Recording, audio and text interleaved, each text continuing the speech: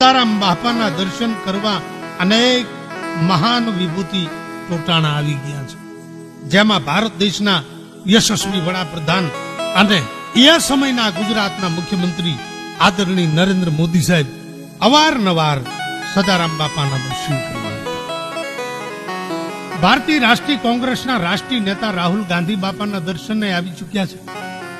ઉત્તર પ્રદેશના મુખ્યમંત્રી યોગી આદિત્યનાથજી પણ બાપાશ્રીના ચરણ રજ લઈને આશીર્વાદ લઈ ચૂક્યા છે.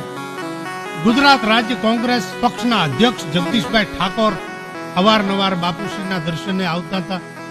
બાપુશ્રીએ એક પુસ્તિકા બનાવી હતી. એમાં આવેલા મહેમાનો પુસ્તિકામાં પોતાનો વિચાર લખતા. વડાપ્રધાન નરેન્દ્રભાઈ મોદીએ પણ પોતાના વિચાર લખી નીચે સહી કરી અને આ પુસ્તકમાં છાપવા માટે મોકલી દીધા. બાપુશ્રીના અનેક ભક્તો હતા. ગુજરાત રાજ્યના પૂર્વ મુખ્યમંત્રી આનંદીબેન પટેલ પણ જ્યારે મુખ્યમંત્રી નહોતા ત્યારે બાપુના આશીર્વાદ લેવા ટોટાણા આવેલા અને બાપુના આશીર્વાદથી જ મુખ્યમંત્રી બન્યા હતા. વર્તમાન ગુજરાત વિધાનસભાના અધ્યક્ષ માનની શ્રી શંકરભાઈ ચૌધરી પણ બાપાના દર્શને આવી ચૂક્યા છે.